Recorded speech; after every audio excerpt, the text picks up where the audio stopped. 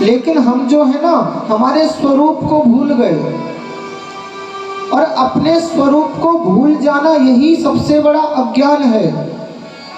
ज्ञान क्या है? अपने स्वरूप को जानना। परमात्मा को जानना ज्ञान नहीं है,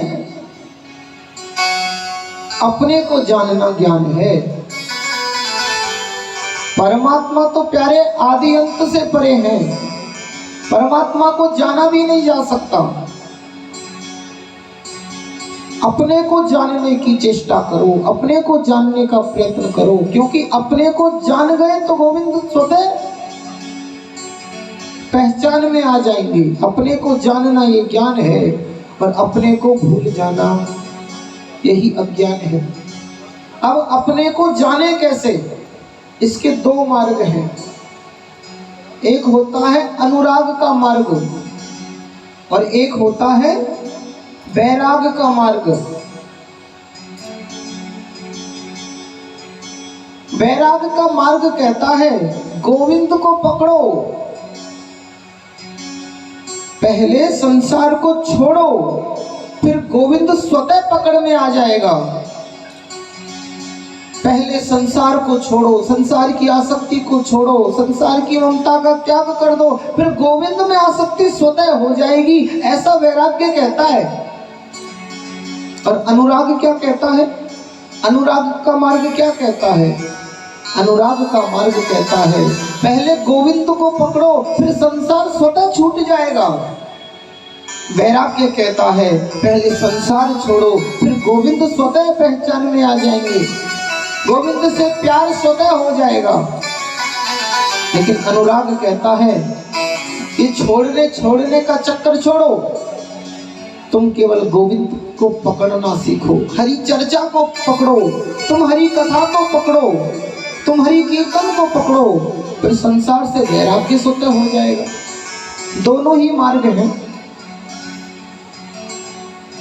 एक में पहले छोड़ना बताया, दूसरे में पहले पकड़ना बताया।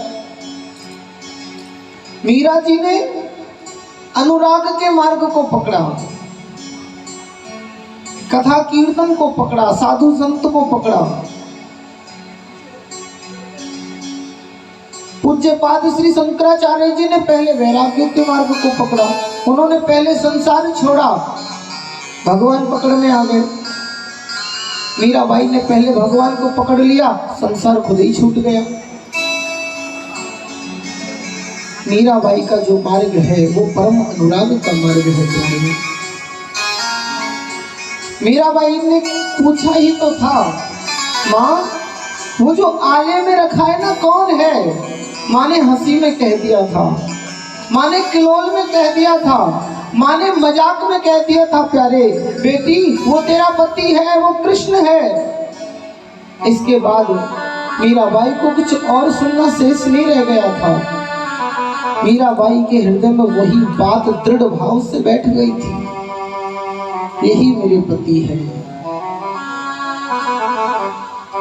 मेरे तो गिरधर गोपाल, दूसरो ना कोई, जाके सिर मोर मुकुट, मेरो पति सोई। तुम भी अनुराग का मार्ग पकड़ लो, ना जाने मीराबाई की तरह तुम्हारे जीवन में भी किस साधु संत की बात असर कर जाए और मीराबाई जैसा रसिक जीवन तुम्हारा भी हो जाए। दोनों मार्ग हैं परमात्मा के पास जाने के, वैराग्य भी और अनुराग भी। तुम्हारे लिए सरल कौन सा है? तुम कौन से मार्ग पे चलना चाहते हो?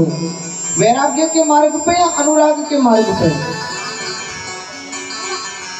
सच कहूं प्यारे, जब ये बात सामने आती है ना तो इसी जगह गुरु की आवश्यकता पड़ती है। गुरुदेव भगवान हमें यही याद आते हैं, हम कौन से मार्ग पे चले कि गोविंद तक जल्दी पहुंच पाए, ठाकुर तक हमारी पहुंच जल्दी हो।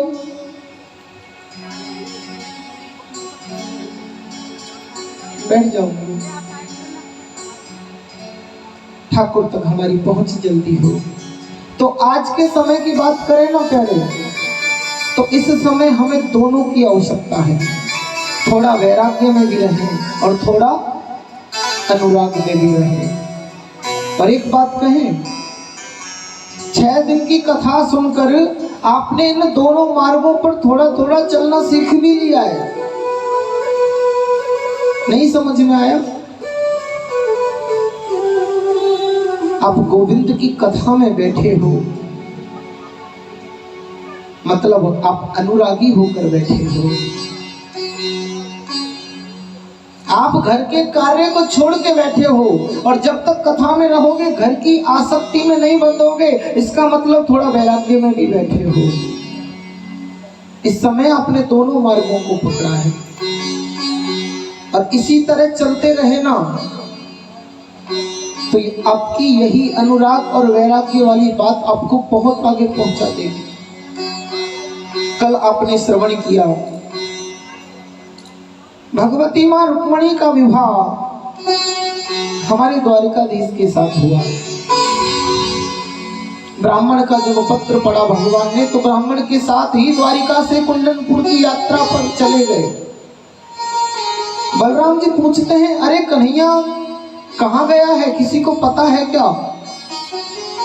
द्वारपाल कहते हैं, महाराज पता तो हमें भी नहीं है कि कहाँ गए हैं, बस इतना पता है जहां भी गए हैं ना, बड़े वेग से गए हैं, बहुत जल्दी में गए हैं। ऐसा लग रहा था जैसे उनके घोड़े हवा से बात कर रहे हों। अरे थोड़ा तो कुछ पता होगा, कहाँ गए हैं? नहीं महाराज हमें कुछ नहीं पता, बस इतना पता है कि कुंडनपुर से कोई ब्राह्मण आए थे। और जो सुना कि कुंडनपुर से ब्राह्मण आए थे, बलराम जी को समझते देर ना लगी, अरे कुंडनपुर से तो हमारी कोई मित्रता है ही नहीं, कुंडनपुर से तो हमारी कोई जानकारी है ही नहीं, कुंडनपुर में तो हमारी कोई रिश्तेदारी है ही नहीं। फिर कन्हैया कुंडनपुर ब्राह्मण के साथ क्यों गया है और कुंडनपुर से ब्राह्मण क्यों आया? आखिर उस पत्र में क्या सूचना थी? बलराम जी तुरंत समझ गए। कुंडनपुर के विदर्भ देश के महाराज भीष्मक, जिनकी पुत्री है रुक्मणी, उसका विवाह शिशुपाल के साथ होने वाला है। और शिशुपाल जो है ना, हमारे कन्हैया से घोर शत्रुता रखता है। और ब्राह्मण कुंडनपुर से आया है, जरूर कुछ दाल में काला है। कन्हैया कुंडनपुर पहुंचा है, शिशुपाल वहां बारात लेके पहुंचेगा, पूरी सेना के साथ पहुंचेगा। शिशुपाल का मित्र जरासंध है, वो भी उसके साथ होगा।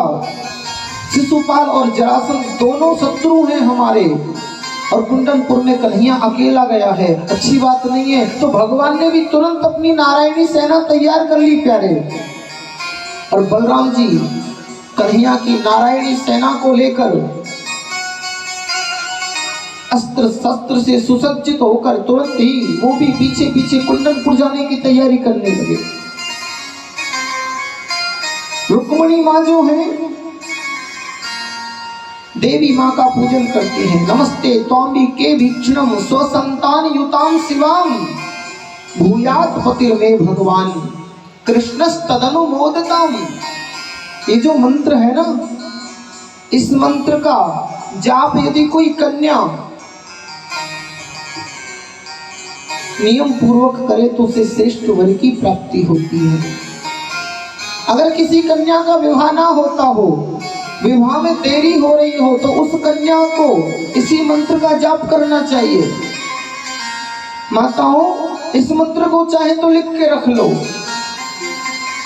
जिस भी माता की बेटी लगता हो कि अब बहुत समय हो रहा है, विवाह जल्दी होना चाहिए, रिश्ता ना मिलता हो, कन्या से कहो नित्य इस मंत्र का जाप करे। कुछ ही दिनों में श्रेष्ठ संबंध की सूचना आपको मिलेगी। दोबारा सुन लीजिए। नमस्ते त्वाम्बिके भीक्षणम स्वसंतान युतां शिवां भूयात् पतिर्मे भगवान कृष्णस्तदनुमोदताम्। बहुत ही सिद्ध मंत्र है। रुक्मणी माँ ने भगवती दुर्गा के सामने इसी मंत्र का जाप किया है। और बाहर आके देखा महाराज शिशुपाल की सेना खड़ी है। मैया रुक्मिणी घबरा गई, ओहो मैंने तो पत्र में लिखा है कि कोई नहीं मिलेगा, मैं दुर्गा पूजन करने जाऊंगी तब। यहाँ तो बहुत सैनिक खड़े हैं, अब द्वारिकाधीश मुझे इनके सामने से कैसे हरण करेंगे। रुक्मिणी माँ के हाथ में पूजन की थाली है, नजरें नीचे झुकाए धीरे धीरे कदम बढ़ा रही हैं।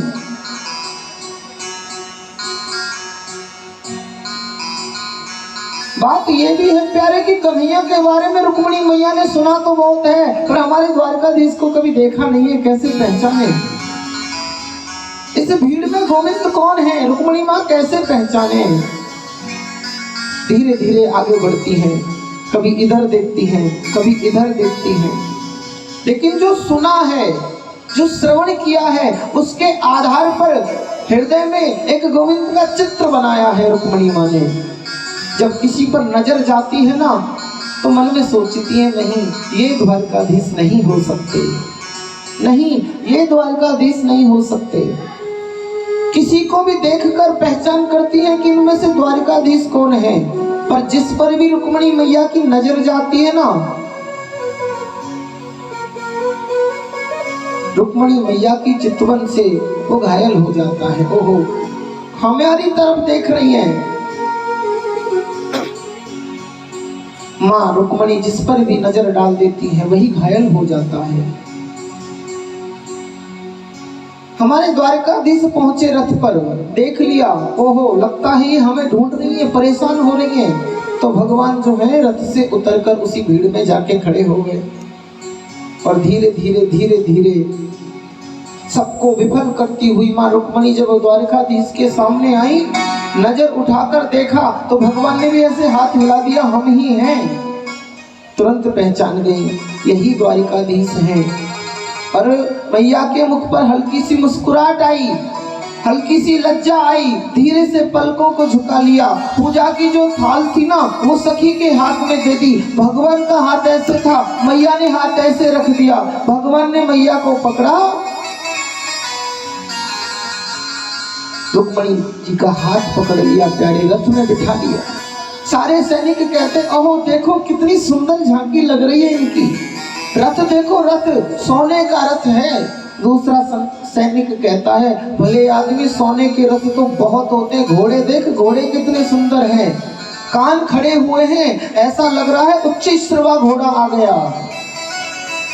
अरे घोड़ा छोड़ो, इनका रूप देखो, इनकी चितवन देखो, देखो तो कैसे चलती हैं, देखो तो इनके बाल कैसे हैं, देखो तो इनकी चाल कैसी है, देखो तो कैसे रथ में बिठा रहे हैं, देखो तो रथ को कैसे हाँक रहे हैं, देखो तो कैसे जा रहे हैं, देखो तो चले गए। तिरछी चितवन से करके इशारे, चोट ऐसी जिगर पे मारे, बिहारी तेरे नैना कजरारे, कजरारे तेरे नैना कजरारे, कजरारे तेरे नैना कजरारे। तिरछी चितवन से करके इशारे, तिरछी चितवन से इशारे, चोट ऐसी जिगर पे मारे,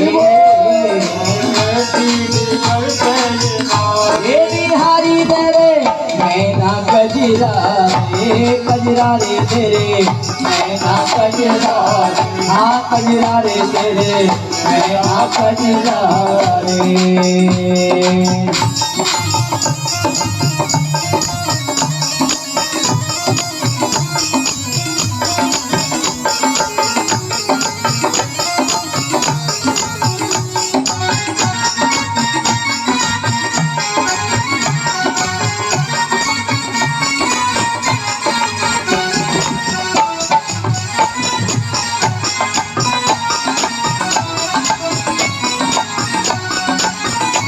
मिल गए जब से नैनों से नैना, मिल गए जब से नैनों से नैना, मिल गए याके नैनों से नैना,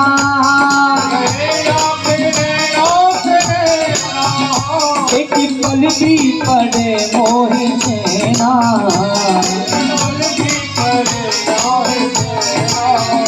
करे नैनों से तीर करारे, चले नैनों से तीर करारे, कर ऐसा हमें करी डारे, बिहारी तेरे नैना कजरारे, कजरारे तेरे नैना कजरारे, कजरारे तेरे नैना कजरारे, कजरारे तेरे नैना कजरारे, तुझे चितवन से करके इशारे, चितवन से करके इशारे, छोटे ऐसी जिगर पे हारे, ऐसी जिगर पे हारे, बिहारी तेरे नैना कजरारे, कजरारे तेरे नैना कजरारे, कजरारे तेरे नैना कजरारे।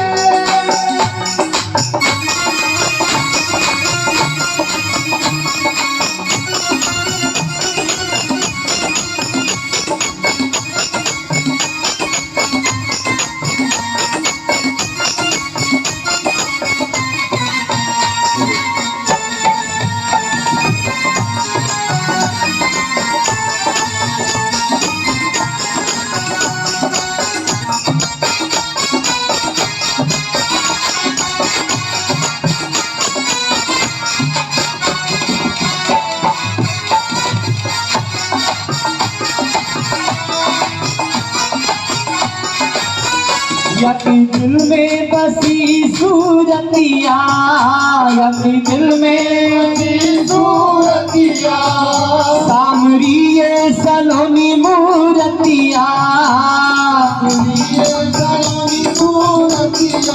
ये सामरी ये सलोनी मूरतिया, ये सामरी सलोनी मूरतिया, ये कैसे जुलम ये गुजारे, कैसे कैसे जुलम ये गुजारे, दीवाना हमें करीदारे, दीवाना हमें करीदारे, बिहारी तेरे नैना कजरारे, कजरारे तेरे नैना कजरारे, आए कजरारे तेरे नैना कजरारे, चितवन से करके ये सारे, चितवन से करके ये सारे, छोटी ऐसी जिगर पे ये मारे, छोटी ऐसी जिगर पे ये मारे, बिहारी तेरे नैना कजरारे, कजरारे तेरे नैना कजरारे,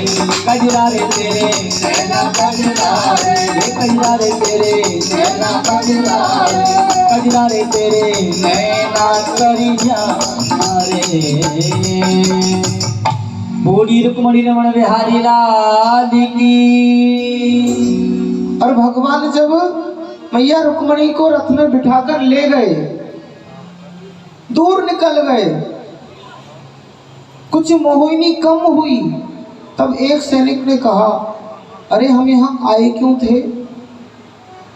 दूसरा सैनिक कहता है, अरे हमें याद आया, हमारे महाराज शिशुपाल ने कहा था कि वो काला कलूटा द्वारिकाधीश आएगा, मुझे डर है कहीं कोई विघ्न ना डाले मेरे विवाह में, इसलिए हम रुक्मणी की सुरक्षा में आए थे। तो रुक्मणी कहाँ है?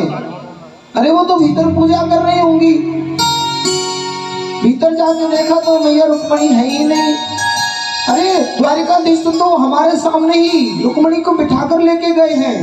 सखियां हंसकर कहती हैं, क्यों रे भांग पी के आए थे क्या? अब होश आ रहा है, अब तो निकल गए। दौड़कर शिशुपाल को खबर दी, और शिशुपाल जो है प्यारे सैनिकों को तैयार करके, हाथी घोड़े तैयार करके युद्ध के लिए कन्हैया के पीछे सैनिकों को दौड़ाता है, जाओ पकड़ो, घेर लो उसको, आज छोड़ना मत, हमारी सीमा में है, अकेला मिला है। अभी तक तो उसका भाई बलराम साथ में रहता था, कभी हम उसे जीत नहीं पाए, आज अकेला मिला है, घेर लो। और जैसे ही कन्हैया को चारों तरफ से सैनिकों ने घेरा कि जोरदार जयकारा लगा, बोल द्वारिकाधीश भगवान की जय। भगवान कह रहे हैं भाई हमें यहाँ शत्रुओं ने घेर रखा है, हम शत्रुओं की भूमि में खड़े हैं और यहाँ हमारे नाम का जय जयकार कौन कर रहा है? पीछे मुड़ के देखा तो भैया दादा खड़े हैं, दाऊ भैया पीछे खड़े हैं, अरे भैया आ गए। अब कोई बात नहीं है डरने की। भयंकर युद्ध छिड़ गया, सभी सैनिकों को वहां से भगा दिया गया। बलराम जी कन्हैया के पास गए, मैया रुक्मणी ने पलके झुका ली, कन्हैया ने उतरकर चरणों में दंडवत करी, प्रणाम किया बड़े भैया को। थोड़े से शर्मा भी गए, अच्छा लाला इसलिए बिना बताए भाग्यो, चल बहुए लेके तू द्वारिका जा और मैं भी इन सब अन्य ठिकाने लगा के पीछे पीछे पहुंच रहा हूं। भगवान आगे निकल गए, बलराम जी जो है पीछे पीछे जा रहे हैं। इतने में आगे से रुक्मणी मैया के भाई रुक्मी ने कन्हैया को घेर लिया। भगवान जो है कन्हैया हमारे रुक्मी को मारना चाहते हैं, लेकिन मां रुक्मणी चरणों में बैठ गई। हे द्वारिकाधीश, ये मेरे भाई है, मैंने इनकी कलाई पे राखी बांधी है, इन्हें मारना मत। मैंने पत्र में लिखा था कि मेरा हरण तो करना पर मेरे भाइयों को कोई नुकसान मत पहुंचाना। कन्हैया ने रुक्मी को छोड़ दिया प्यारे, पर 3 जगह से बाल काट दिए, दाढ़ी के बाल आधे काट दिए, मूंछ आधी काट दी और बाल आधे काट दिए, एक तरफ छोड़ दिए एक तरफ काट दिए। जो बलराम जी ने देखा एकदम डांट कर कहते हैं, चोरे कन्हैया तू अभी तक बालकन जैसी हरकत करे, अरे ऐसे रिश्तेदारी निभाई जाएगा, नई नई रिश्तेदारी जुड़ रही है, तू अभी से ही जो है बता। अरे साले को तो पूजन करे सब, जीजा साले को कितना प्यारो रिश्तो हुआ है, और तू है कि अपने साले के बालन ने काट के अभी से रिश्तेदारी में खटास भर रहा है। खूब अच्छे से डांटने लगे बलराम जी। कन्हैया धीरे से कहते हैं, भैया अकेले में डांट लियो, नई नई बहू आई है पहली, तो यही के सामने क्यों फालूदा निकाल रहे हो मेरा? बलराम जी को भी बात समझ में आई, चुप हो गए। रुक्मणी से कहते हैं, बड़े जो भाई है ना प्यारे, उसके लिए छोटे भाई की पत्नी बेटी समान होती है। बेटी ये जो कन्हैया है ना हमारा, ये बड़ा चंचल है पर मन को बड़ा साफ है, खूब जुग जुग जियो, जाओ घर पहुंचो। मैया रुक्मणी कन्हैया घर पहुंचे और फिर द्वारिका में धूमधाम से विवाह हुआ। भगवान का प्रथम विवाह रुक्मणी मैया के साथ हुआ और मां रुक्मणी ने एक पुत्र को जन्म दिया प्यारे, जिनका नाम है प्रद्युम्न।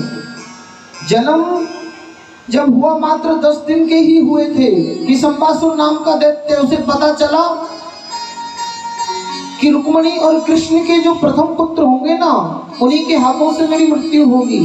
तो सोचता है अपनी मृत्यु को बड़ा क्यों होने दो, मारी दो। बचपन में उठाकर प्रद्युम्न को ले गया, आकाश मार्ग से जा रहा था, समुद्र में फेंक दिया, सोचा डूब के मर जाएगा।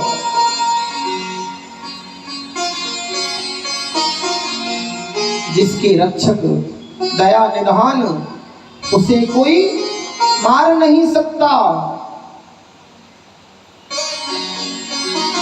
एक मछली जो है उस बालक को निगल गई।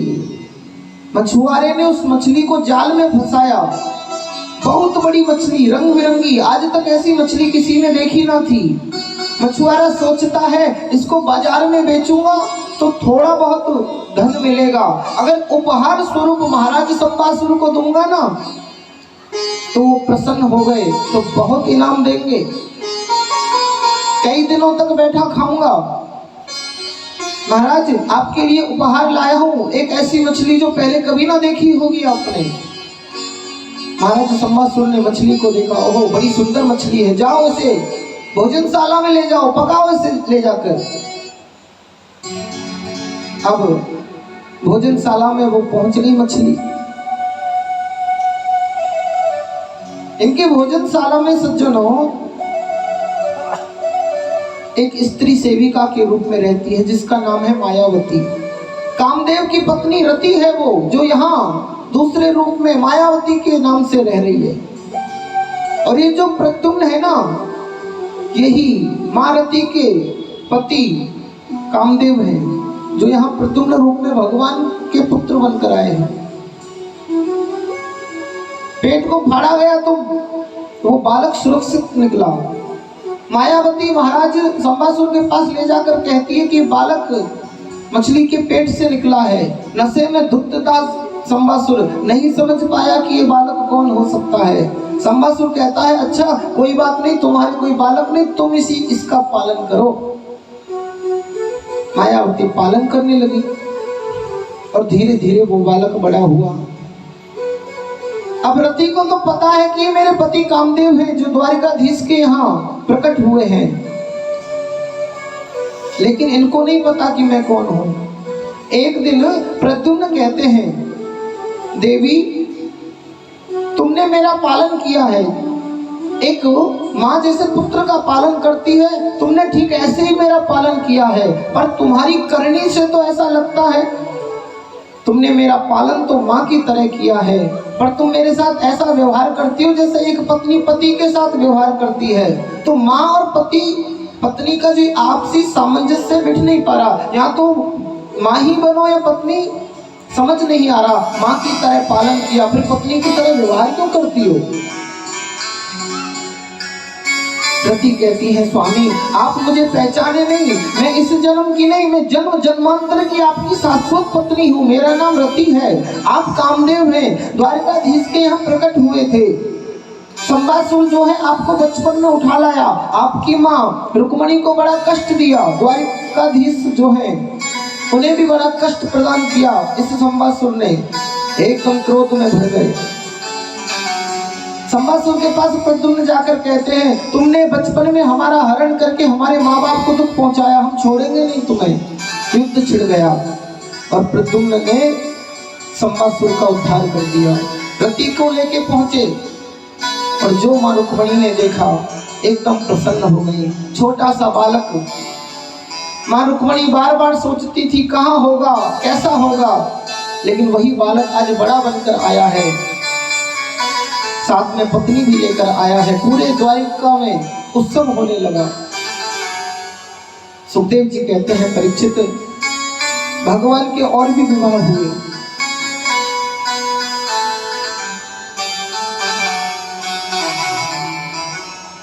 द्वारिका का एक मंत्री है प्यारे, जिसका नाम है सत्राजित। सत्राजित जो है वो भगवान सूर्य नारायण का सेवक है। सूर्य नारायण की तपस्या करके उसने भुवन भास्कर सूर्य को प्रसन्न कर लिया और एक मणि को प्राप्त किया। उस मणि को गले में पहनकर द्वारिका में जहां भी विचरण करता है उसकी वाई वाई होती है, अरे वाह सत्राजित के गले में मणि पहनकर सत्राजित ऐसा चमकता है जैसे दूसरे सूर्य आ रहे हों। द्वितीय एवं भास्कर, ऐसा लगता था सत्राजित के रूप में दूसरा सूर्य चला आ रहा है। लोगों की नजर जो है उसी मणि पर रहती थी। एक दिन द्वारकाधीश कहते हैं सत्राजित तुम ये जो मणि पहनते हो ना, इस मणि पर बहुत लोगों की नजर है, कहीं ऐसा ना हो कि तुम्हारा कुछ अनिष्ट हो जाए, इसलिए इस मणि को द्वारिका के राजकोष में जमा करा दो। भगवान के कहने पर भगवान को मणि नहीं दी, भगवान ने अपने लिए थोड़ी मांगी थी, भगवान तो सत्राजित की रक्षा के लिए मांग रहे थे।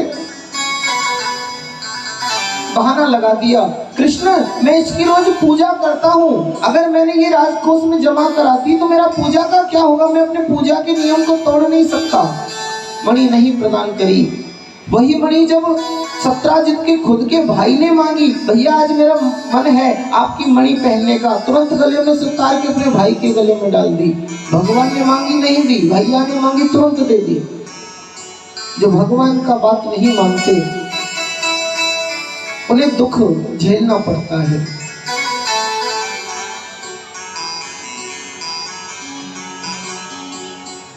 सत्राजित का भाई मणि लेकर वन में शिकार खेलने गया, गले में देखा कि चमकती हुई मणि है,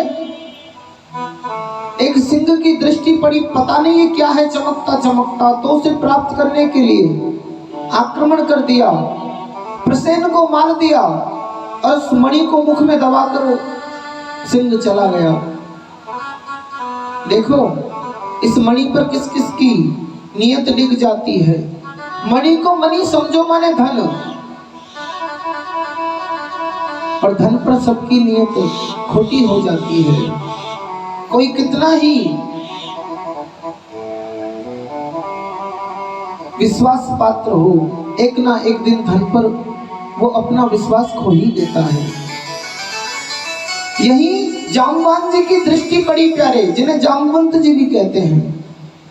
सिंह के मुख में मणि, उन्होंने सिंह को मार दिया, मणि खुद ले ली और गुफा में जाकर वो मणि अपनी पुत्री को दे दी, अपनी बेटी को दे दी, स्वयं कहीं चले गए। अब सत्यजित का भाई जब कई दिन तक लौट कर नहीं आया तो सत्यजित ने अपनी पत्नी से कहा, भाग्यवान, हमें ऐसा लगता है द्वारिकाधीश ने मणि मांगी थी, हमने नहीं दी, अपने भैया को दे दी। लगता है द्वारिकाधीश ने मेरे भाई को मरवा दिया है और मणि को छुपा लिया है।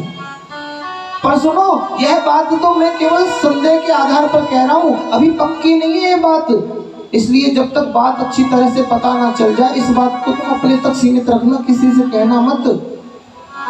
लेकिन मैयाओं के पेट में कहाँ बात बचती है। सबसे बढ़िया समाचार पत्र हमारी मैया होती है। पेपर में तो दूसरे दिन बात आएगी महाराज। फोन से भी ज्यादा सूचना मैया पहुंचाती है। अरे बहन, आजकल हम बड़े उदास रहते हैं। अरे क्या हुआ? अरे क्या बताऊं तुम्हें, छोड़ो। अरे बताना, क्यों उदास रहती है? अरे नहीं, हमारे पति ने बताने को मना किया है। बताना, क्या बात है? अच्छा तू इतनी पूछ रही है, किसी से कहना मत। अरे नहीं कहूंगी। बता क्या बात है?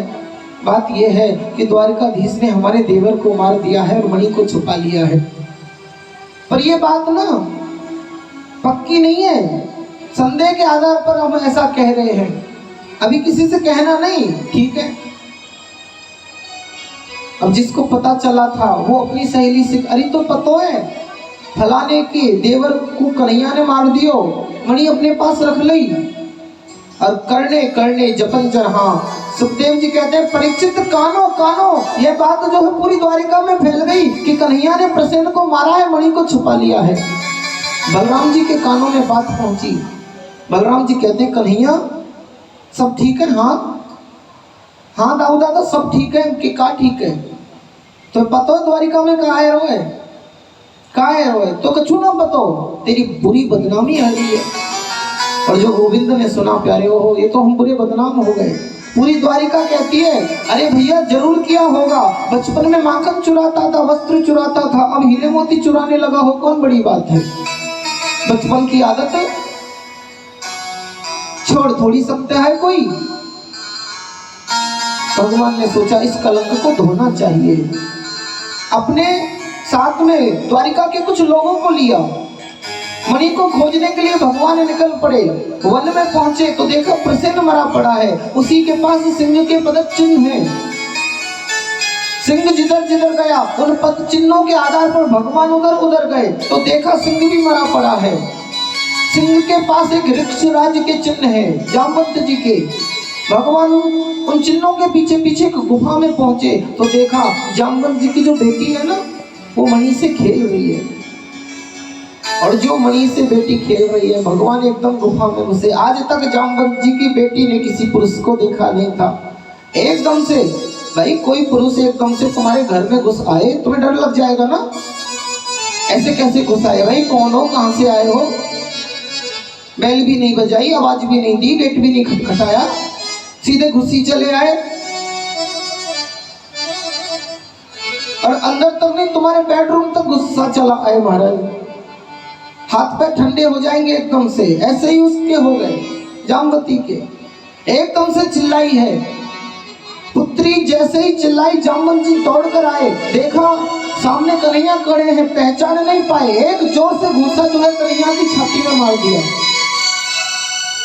भगवान ने 2 मार दिए। यहाँ एक मारा, कन्हैया ने 2 मार दिए। फिर तो धीरे धीरे मुक्काबाजी शुरू हो गई महाराज। और ऐसा भयंकर युद्ध छिड़ा, 27 दिन तक ये युद्ध हुआ है। 28वें दिन जामवंत जी की नस नस ढीली हो गई। कन्हैया ने जामवंत जी को दोनों हाथों से उठाकर पृथ्वी पर पटक दिया, छाती पर बैठ गए और छाती पर जो घूसे ही घूसे बजाए। हाथ जोड़कर जामवंत जी कहते हैं, मैं समझ गया आप मेरे वही त्रेता काल के प्रभु श्री राम हो, मैं पहचान गया। हे प्रभु, आपके डर से तो समुद्र ने भी आपको रास्ता बता दिया था, आपके डर से तो पत्थर भी तैरने लगते हैं। मैं समझ गया आप मेरे वही श्री राम हो। कन्हैया कहते भाई पहले ही पूछ लेते, पहले ही बता देते तो ये पिटाई क्यों सहन करनी पड़ती। प्रभु यहां कैसे आना हुआ? बोले एक कलंक लगा है इस मणि के, इस मणि को लेने आए हैं, ये मणि हमें दे दो। जामवंत जी कहते हैं प्रभु ये मणि तो मैंने अपनी बेटी को दे दी, और पिता जब बेटी को कोई धन दे देता है तो वापस नहीं लेता। पिता जब कन्यादान करता है तो वापस लेता है क्या? फिर कन्यादान में जो जो वस्तु कन्या को दे दी वो दे ही दी, फिर वापस ले नहीं सकता। मैंने ये मणि जो है अपनी बेटी को दान कर दी है, अब नहीं ले सकता। भगवान बोले तो फिर भाई हमें मणि कैसे मिलेगी? जब तक मणि मिलेगी नहीं हमारा कलंक धुलेगा कैसे? जामवंत जी कहते हैं प्रभु इसका एक समाधान है, क्या आप मेरी बेटी से विवाह कर लो, दहेज में आपको मिल जाएगी। ये ठीक है। और भगवान का दूसरा विवाह यही जामवंती के साथ हुआ। जंगल में मंगल हो गया प्यारे। भगवान गए थे मणि लेने के लिए, पत्नी मिल गई, मणि भी मिल गई। वापस आए, मणि जो है सत्राजित को देकर कहते हैं बिना जाने किसी पर भी झूठा आरोप नहीं लगाना चाहिए, ये अपराध होता है। और जो द्वारिका वासियों ने सुना तुरंत उनके वाक्य बदल गए। अरे हम तो पहले ही कह रहे थे द्वारिकाधीश ऐसा थोड़ी कर सकते हैं, उन्हें किस बात की कमी है भाई।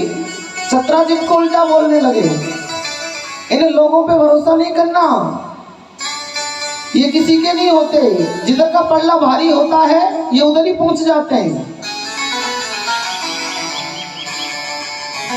आज तुम भारी हो ये तुम्हारे साथ है, कल तुम हल्के हो जाओगे, तुम्हारा शत्रु भारी हो जाएगा, इन्हें समय ना लगेगा, ये शत्रु के पक्ष में खड़े हो जाएंगे।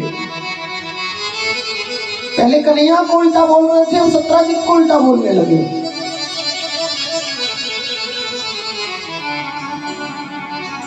सत्राजित की बुरी बदनामी होने लगी। सत्राजित कहता है ये तो मैंने गलत पंगा ले लिया कन्हैया से। एक दिन सत्राजित जो है सवेरे सवेरे भगवान के चरणों में आकर बैठ गया, हे द्वारिकाधीश मुझे क्षमा कर दो। द्वारिकाधीश कहते हमने तो कब का क्षमा कर दिया। नहीं नहीं प्रभु आप हमें क्षमा कर दो। अरे मानो बात हमारी, हमारे मन में तुम्हारे लिए कोई द्वेष नहीं है, हम तुमसे बिल्कुल नाराज नहीं है, हमने पक्का तुम्हें क्षमा कर दिया। प्रभु यदि क्षमा कर लिया तो ये मणि आप रख लो। भगवान बोले भाई इस मणि के कारण हमारे जीवन में कलंक लगा था, ये मणि अब हम नहीं लेंगे। सत्राजित कहता है इसका मतलब प्रभु आपने हमें क्षमा नहीं किया। अरे भाई हमने क्षमा कर दिया। तो ठीक है प्रभु यदि क्षमा कर दिया तो फिर हम जो दें वो ले लो, हम कुछ भेंट करना चाहते हैं, हमारी भेंट स्वीकार करोगे तो मैं समझ लूंगा कि आपने मुझे क्षमा कर दिया। भगवान कहते हैं मणि के सिवा तुम जो दोगे ले लूंगा, कुछ भेंट मैं स्वीकार करूं तभी तुम्हें ये लगेगा कि मैंने तुम्हें क्षमा कर दिया। तो ठीक है मणि के सिवा जो तुम दोगे मैं ले लूंगा।